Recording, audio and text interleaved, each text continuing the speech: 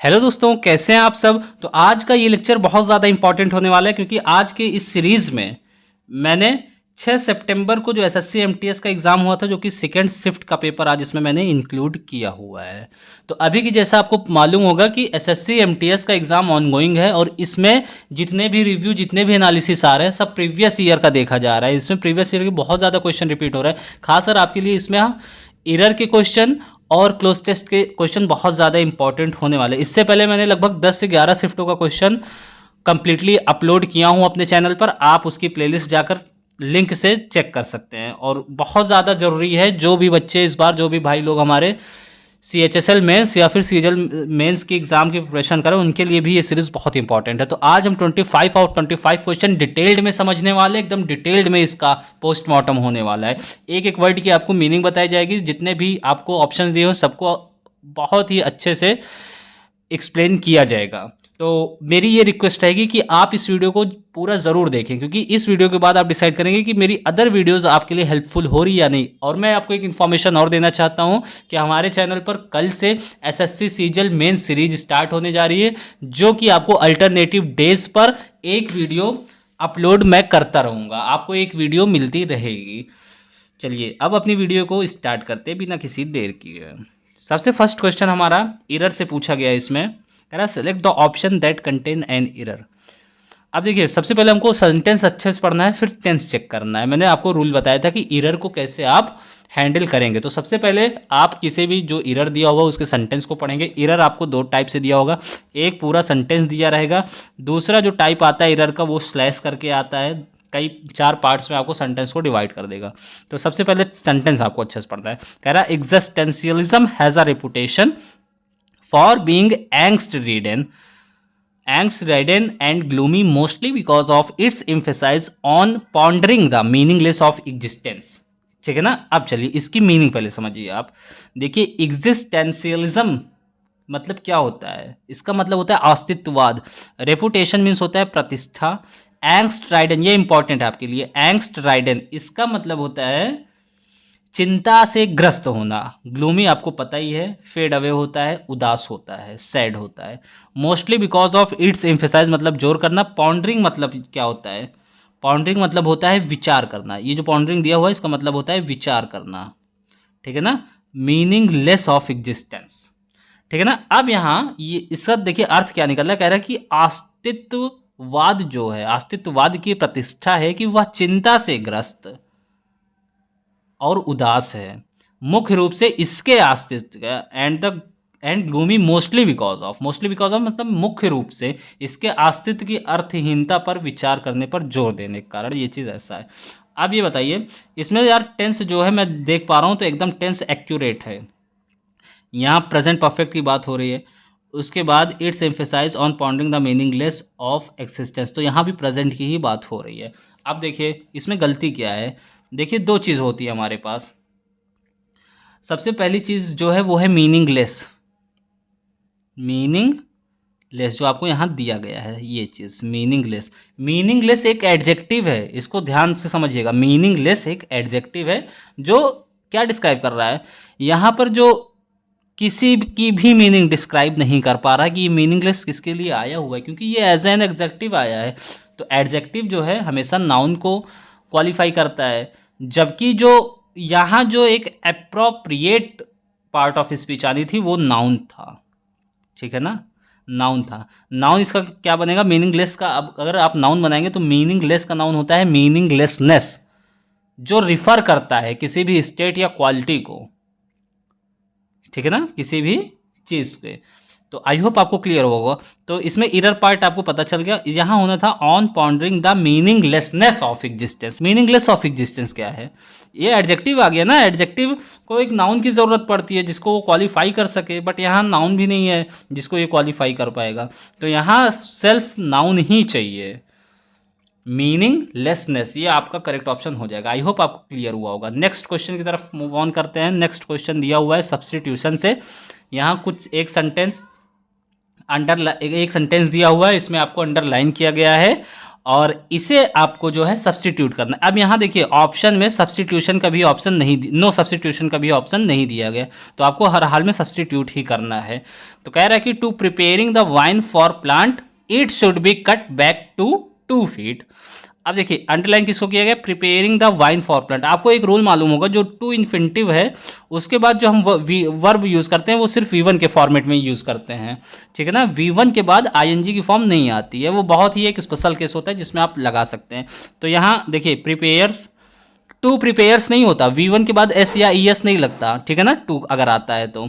Prepare, to prepare a vine in planting, तो यहाँ तो ये प्लांटिंग हो जा रहा ना, प्लांटिंग क्या सेंस है यार, प्रेपोजिशन आया है इन के बाद हमेशा प्लांट ही आएगा, ठीक है ना, जिसकी बात की जा रही है। प्रिपेयर्ड टू के बाद V2 हम यूज़ नहीं कर सकते, 2 + V1 आएगा, सिंपल 2 + V1। और प्लांटिंग जो प्रेपोजिशन फॉलो करता है वो है फॉर, वाइन फॉर प्लांटिंग, पौधे रोपण के लिए, ठीक है ना।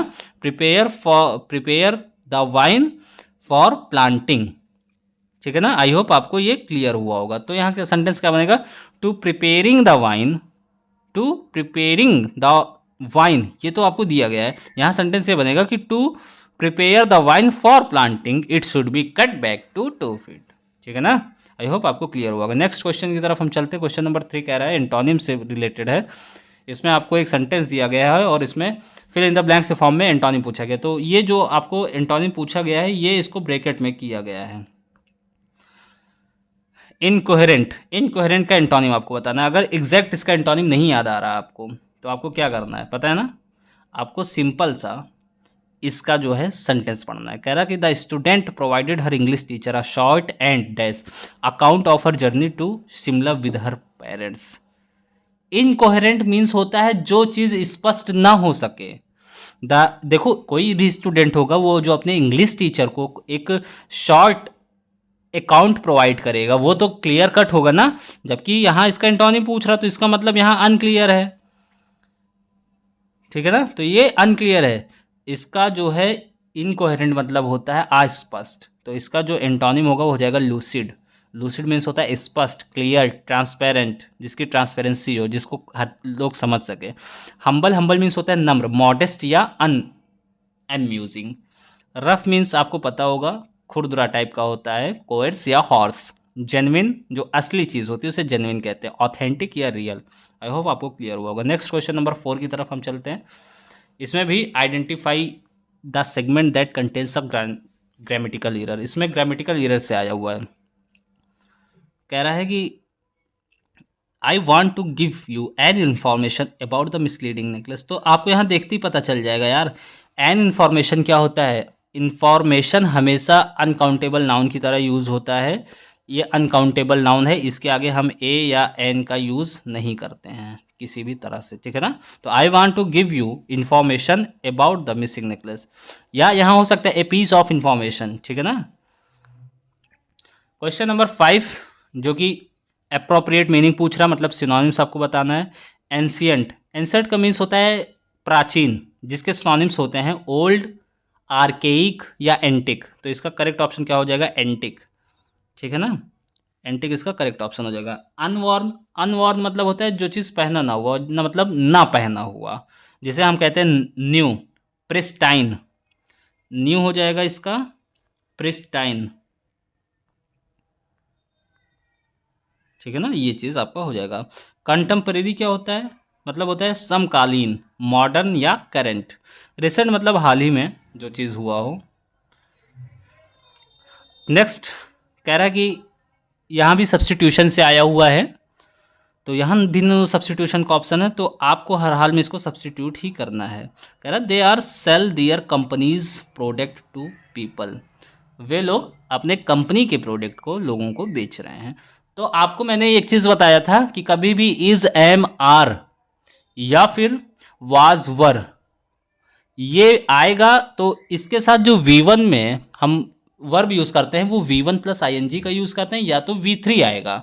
तो यहाँ देखिए पहली बात तो आर जो है प्रेजेंट कंटिन्यूअस टेंस का हेल्पिंग वर्ब है, तो उसमें हम V1 + ing यूज़ करते हैं ना, ठीक है ना। बट यहाँ ना V1 + ing आया है ना पैसिव फॉर्म आया है V3, तो अब इसको हमको सब्स्टिट्यूट करना ही है। अब देखिए आर सेल तो होता ही नहीं है, वाज सेल नहीं होता क्योंकि इसमें या तो वाज सेलिंग होना चाहिए और वाज सेल्ड होना चाहिए, तब कुछ वाज सोल्ड होना चाहिए, कुछ ऐसा निकलता। इज सेलिंग तो दे के साथ प्लूरल है, इसके साथ हम कभी भी इसका यूज नहीं करेंगे, तो क्या हो जाएगा, they are selling their companies product to people. ये ऑप्शन आपका करेक्ट हो जाएगा। नेक्स्ट क्वेश्चन 7 नंबर का है। इस पे एक सेंटेंस दिया हुआ है और उसमें अंडरलाइन कुछ वर्ड किए गए हैं, वो ईडीएम की मीनिंग बताना है आपको। कह रहे हैं Mary is a ball of fire and is always engaged in something creative. Mary की बात हो रही यहाँ पर, कह रही वो हमेशा जो है इंगेज्ड रहती है कुछ क्रिएटिव चीज़ करने में। तो जो भी बंदा कोई भी क्रिएटिव चीज़ हमेशा करता रहेगा तो उसके अंदर क्या होगा, एक एनर्जी होगा ना, एक एक्टिव पर्सन होगा ना। तो वही कह रहा है ए बॉल ऑफ फायर ईडियम जो है इसकी मीनिंग होती है an active and energetic person. ये आपको क्लियर हुआ होगा। नेक्स्ट क्वेश्चन नंबर 8 है। कह रहा कि by living in a rural area with access to the city she gets dash fillers भरना है आपको। तो इसमें बेस्ट ऑफ बेस्ट स्टेडियम आपको फिलर के रूप में भरना है। तो सबसे पहले चलिए इसकी मीनिंग समझते हैं। पहले कह रहा कि by living in a rural area with access to the city she gets, मतलब वो एक ग्रामीण इलाके में रहते हुए फिर भी उसकी पहुंच, फिर भी उसका जो है एसेसिबिलिटी वो शहर तक है। तो इसका क्या मतलब हुआ, वो शहर का भी मजा ले रहा प्लस गांव का भी मजा ले रहा। तो अब चलिए जो नीचे ऑप्शन दिए हुए हैं इसको समझते हैं। The best of both worlds, इसका मतलब होता है to enjoy the benefits of two different situations या सर्कमस्टांसेस सिमल्टेनियसली, मतलब एक साथ दो चीज़ों का आप इंजॉयमेंट कर पा रहे हैं। To keep an ear to ground, इसका मतलब होता है to stay informed and aware, हमेशा एकदम नई इन्फॉर्मेशन से आप अप टू डेट रहना। ऑन क्लाउड 9, इसका मतलब होता है बहुत ज़्यादा खुश होना। To be extremely happy and euphoric, to be extremely happy and euphoric, ठीक है ना। In for a penny in for a pound, इसका मतलब होता है go all in take the full risk, पूरी तरह से रिस्क लेना, मतलब पीछे नहीं हटना, डरना नहीं है, पूरी तरह से रिस्क लेना है। तो यहाँ क्या हो जाएगा, by living in a rural area with access to the city she gets the best of both worlds. I hope आपको क्लियर हुआ होगा। नेक्स्ट क्वेश्चन की तरफ हम मूव ऑन करते हैं। 9 नंबर का क्वेश्चन है, सब्सटीट्यूशन से यहाँ भी है, यहाँ भी नो सब्सटीट्यूशन का ऑप्शन है, तो आपको सब्सटीट्यूट करना ही पड़ेगा। अच्छे से पहले आप सेंटेंस पढ़िए। कह रहा है कि the cats food ball was empty, so he mewed incessantly until his owner finally filled it with fresh kibble। कोई बिल्ली है, एक पेट कैट है जिसको किसी ने पाल रखा है, उसके सामने एक खाली बाउल है। उस बाउल को देखकर वो बहुत चिल्लाती है जब तक कि उस बाउल में उसको खाने के लिए कुछ ताज़ी चीज़ें नहीं डाल दी जाती है। तो द कैट्स फूड बॉल, मतलब यहाँ किसी बिल्ली के बॉल की बात हो रही ना जिसमें वो खाना खाती है, तो यहाँ कैट्स प्लूरल कैसे आ गया यार, कि बहुत सारी बिल्लियाँ तो है नहीं, यहाँ सिंगल बिल्ली की बात हो रही है, तो बहुत सारी बिल्लियाँ भी होती, पास्ट ऑफियस फिर भी आपको लगाना पड़ता, बट यहाँ किसी एक स्पेसिफिक बिल्ली की बात हो रही, तो क्या हो जाएगा, द कैट्स, पास्ट ऑफियस, ये ऑप्शन आपका करेक्ट हो जाएगा, द कैट्स। अब एक कैट्स क्यों नहीं होगा, एक कैट्स कोई यहाँ पर अनआइडेंटिफाइड चीज़ नहीं है, ठीक है ना। यहाँ किसी स्पेसिफिक थिंग की बात की जा रही, किसी स्पेसिफिक पर्सन की बात की जा रही, किसी स्पेसिफिक एनिमल की बात की जा रही, तो हम वहाँ पर आर्टिकल द का यूज़ करते हैं। नेक्स्ट क्वेश्चन नंबर 10 है। इसका इडियम दिया हुआ है, आपको मीनिंग उसकी बतानी है। कह रहा है गेट योर एक्ट टुगेदर, बहुत ही सिंपल है।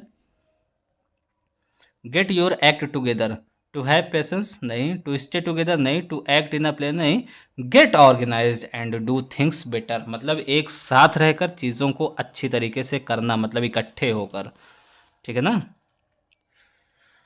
Next question, one word substitute, देखिए इसमें बहुत ही जो है एक फनी वे में इसने पूछा है। Select the option that can be used as an one word substitute for the given group of words, कि हाँ कोई ग्रुप ऑफ वर्ड्स दिख रहा है बट ये आपको कंफ्यूज करने के लिए दिया गया है। सिंपल सी आपको इसका जो है मीनिंग बताना है, उसी का सिनोनिम्स लिखना है। देखिए अनप्लीजेंट, अनप्लीजेंट मीन्स होता है अप्रिय, जिसे कहते हैं डिसएग्रीएबल या अनफ्रेंडली, डिसएग्रीएबल अनफ्रेंडली, ये हो जाएगा। नेट, अब देखिए नेबुलस दिया हुआ है, नेबुलस मीन्स होता है आसपास जो क्लियर ना हो सके, जिसे हम कहते हैं अनक्लियर और वेग, ठीक है ना।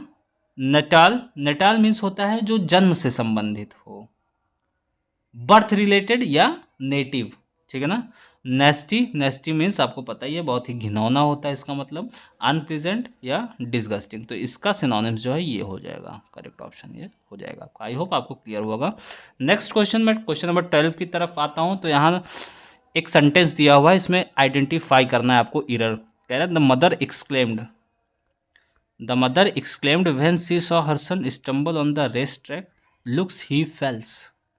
मतलब यहाँ किसी माँ की बात की जा रही है और माँ ने ये कहा कि उसका पुत्र जो एक रेस ट्रैक में स्टम्बल था, लग रहा था कि वैसा वो गिर जाएगा।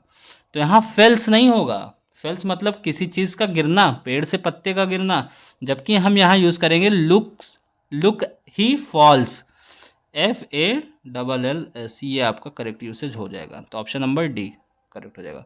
नेक्स्ट क्वेश्चन नंबर 13 की तरफ हम चलते हैं। यहाँ रेक्टिफाई करना है। अगर नो रेक्टिफिकेशन नीडेड है मतलब नो सब्सटीट्यूशन है, तो आपको नो सब्सटीट्यूट मतलब नो रेक्टिफिकेशन नीडेड चूज़ करना है। यहाँ ऑप्शन दिया गया है आपको। क्वेश्चन कह रहा है कि the conductor said that it was the worst quake he ever new. अब देखिए यहाँ द जो आया हुआ है आर्टिकल, दा के आगे हमने पढ़ा है कभी भी कंपेरेटिव डिग्री का यूज़ नहीं करते, बट इसने यूज़ किया है bad, bad worse worst, WORST, ये होता है वर्स्ट। तो हाँ यहाँ क्या यूज़ होगा, दा के बाद हमेशा सुपरलेटिव डिग्री का यूज़ होता है, तो वर्स्ट का यूज़ हो जाएगा। आई होप आपको क्लियर होगा। नेक्स्ट क्वेश्चन नंबर 14 है। एक ईडियम अंडरलाइन किया गया है, उसकी मीनिंग आपको बतानी है। सबसे पहले सेंटेंस पढ़िए। After having invested so much time and energy into the project we are now back to square one. मतलब कह रहा है कि after having invested so much time energy into the project, मतलब कोई एक प्रोजेक्ट है जिसमें बहुत ज़्यादा टाइम और बहुत ज़्यादा एनर्जी इन्वेस्ट करने के बाद भी अब हम लोग फिर वहीं बैक टू स्क्वायर वन, फिर वापस लौट चुके, कहाँ पर, जहाँ से शुरू किए थे। तो इसका मतलब यही हुआ। Not ready for the consequences नहीं, इन द सेम सिटी नहीं, फाइटिंग विद ईच अदर नहीं, having to start at all over again, मतलब सारी चीज़ें फिर से शुरुआत करना होता है, back to square one. Next question number 15 है। वन वर्ड सब्स्टिट्यूशन आया हुआ है, चलिए इसको अच्छे से पहले डिटेल में समझते हैं। Killing of one's own father, तो इसका क्या मतलब होता है, इसको अब आराम से आप समझिएगा। सबसे पहले ऑप्शन पे नजर डालिए। मैट्रिसाइड दिया हुआ है, मैट्रिसाइड मतलब होता है the act of killing one's own mother. Filicide होता है the act of killing one's own son या डॉटर। पैट्रिसाइड ये पिता से संबंधित है, कहता है कि the act of killing one's own father. तो ये आपका ऑप्शन करेक्ट हो जाएगा, वंस ओन फादर। सुसाइड जो सेल्फ खुद से ही खुद की मृत्यु को बुला ले, वो होता है सुसाइड, आत्महत्या कर लेना। 16 नंबर का क्वेश्चन है, ये हमें इसमें चूज़ करना है नो स्पेलिंग एरर, मतलब जिस सेंटेंस में स्पेलिंग एरर नहीं है वो सेंटेंस आपको चूज़ करना है। तो सबसे पहले हम क्वेश्चन ना पढ़कर ऑप्शन पढ़िए आप direct. Though we read and hear a lot on green initiatives we hardly tweak. चलिए फर्स्ट ऑप्शन छोड़ते हैं पहले क्योंकि वो तो सही है। थ्रो, यहाँ थ्रो आया है, जबकि थ्रो में भी THROUGH होता है थ्रो, अगर थ्रो होना होता तो ये ऑप्शन इनकरेक्ट हो जाएगा ऑलरेडी, ठीक है ना। Though we read and hear a lot on green initiatives, पहले इनिशिएटिव्स की स्पेलिंग आप चेक करिए, INITIATIVES, ये सही है। We hardly tweak our routines to suit, ये देखिए यहाँ सूट आया है, जबकि हमको करेक्ट क्या चाहिए, SUIT सूट चाहिए, ठीक है ना। द लार्जर पिक्चर, ठीक ये हो गया। Though we read and hear a lot on green, initiative में सी पहली बात तो कभी आता ही नहीं, इनिशिएटिव में कभी भी सी नहीं आएगा, TIATIVE ये होता है इनिशिएटिव, ठीक है ना। अब देखिए इसको पढ़िए। Though we read and hear a lot on green initiative we hardly tweak our routines to read the large picture. तो ये आपका ऑप्शन करेक्ट हो जाएगा, ऑप्शन नंबर 1। सबसे पहली चीज़ यहाँ दो ही गलत दिया हुआ है ऑप्शंस में, ये आपका करेक्ट हो जाएगा। नेक्स्ट क्वेश्चन नंबर 17 है, फिलर से पूछा गया है डिफीट का आपको सिनोनिम बताना है, डिफीट का आपको सिनोनिम बताना है।